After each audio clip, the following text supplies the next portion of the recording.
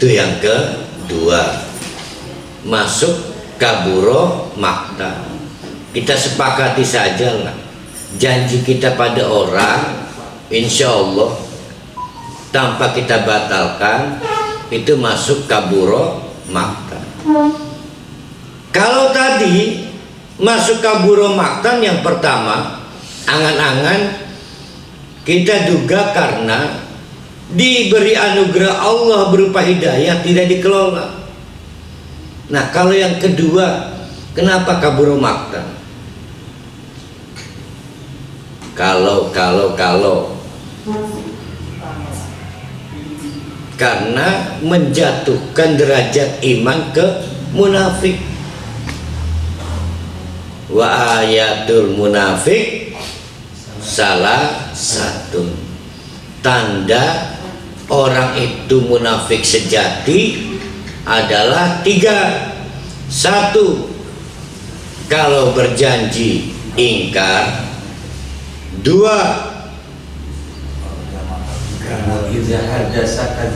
kalau berkata-kata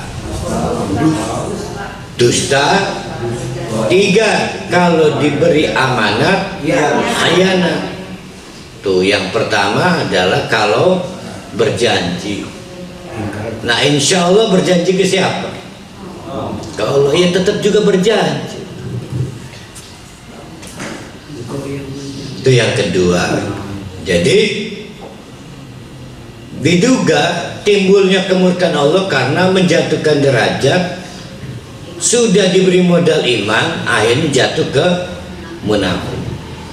Yang ketiga, yang pertama angan-angan, yang kedua janji atau nada, yang ketiga adalah yang tadi pertanyaan kedua tadi, yaitu membual.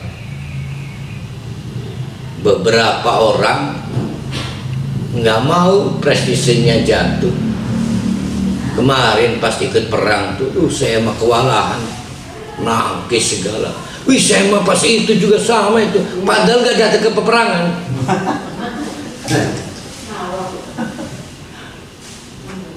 Lima taquluna ma la taf'alu. Itu terpetakan, oh munafik. Tapi zaman sahabat, kisah-kisahnya mengerikan ya, perang, sehingga sebetulnya jelas gitu ya. Yang perang dengan perang kan jelas sebetulnya. Tapi masih ada yang berani ngaku-ngaku.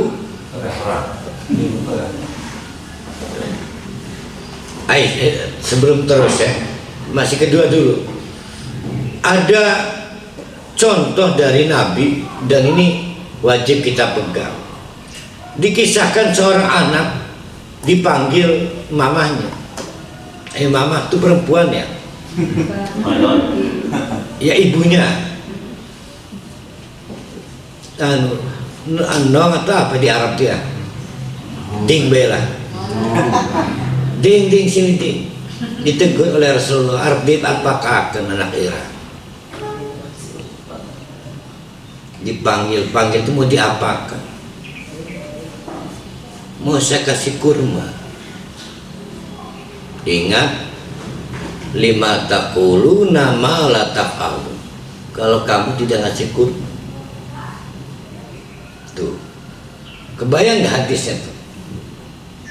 Anak kecil loh, anak dewe, tapi udah masuk kaburo maktan. Yang jadi masalah ini iming-iming tuh, masuknya ke kaburo maktan. Keterampilan dasar ibu-ibu ini ya. Iya, ngiming-ngiming anak. Saya paling sering ngejanjin anak itu kalau rapot 3 besar, saya belikan HP, saya cicil keypadnya dulu.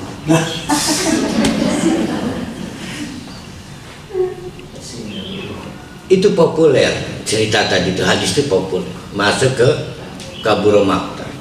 Bahkan saya lupa pernah di sini saya bawakan riwayatnya, kisah seorang ulama hadisnya. tadinya mau minta hadis, si orangnya lagi manggil ayam, kur kur dijikrek. Saya pernah di sini. Iya. Batal ngambil hadis karena ayam aja ngebohong, apalagi ke saya nanti. Tapi tidak ada kabur makna. Kalau yang tadi kabur makna, ditegur si mamanya itu, awas ya dalam menurunai korban, karena lima takuluna malah taf'alun. Itu iming-iming, apalagi di atas iming-iming apa? Janji, di atasnya janji nada.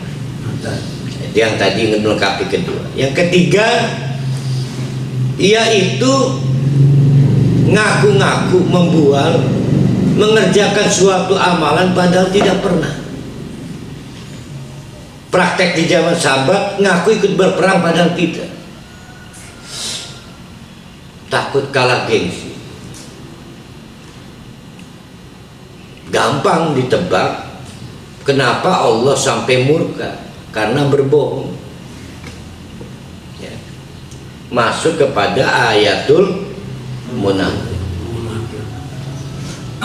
Ini yang pengertian ketiga ini yang paling mengerikan, karena dianggap permisif. Permisif itu apa ya? Biasa lazim zaman sikit. Wih, ketika milu kenyumbang masjidku. Padahal itu masuk ke kaburo makta. Ini paling sering ngaku-ngaku.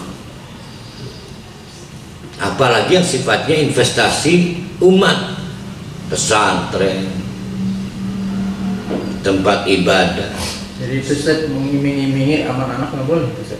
Ya makanya ceritanya tadi saya nggak berani nambahin orang, sebab saya juga sepele kayaknya. Nah bagus tuh, dianggap sepele ya. Ya bukan akhlak yang baik untuk orang tua. Nah yang keempat, ini yang saya ceritakan di pembuka, yaitu ancaman untuk orang seperti saya, Pak Tata, juga yang lain yang memang diberikan kesibukan untuk banyak berbicara. Banyak berbicara berpotensi banyak khilaf. Ya, baik sebagai guru, mubalik, timbul pertanyaan, laju bagaimana? Apakah kita tidak boleh mengajar sesuatu yang belum kita kerjakan, sementara ilmunya dibutuhkan umat? Nah maka perhatikan urut-urutannya dari nomor 1, 2, 3 lalu 4, bahwa asbabun nuzulnya bersifat umum, tidak spesifik begitu, dan bukan melarang orang mengajar, tapi melarang orang berangan-angan, ingkar janji, dan membual. Nah dia harus menjelaskan gravitasi, dia harus menjelaskan tentang haji, banyak semua dijelaskan. Memang banyak tafsir yang menarik ke surah Al-Baqarah, misalnya berapa ya,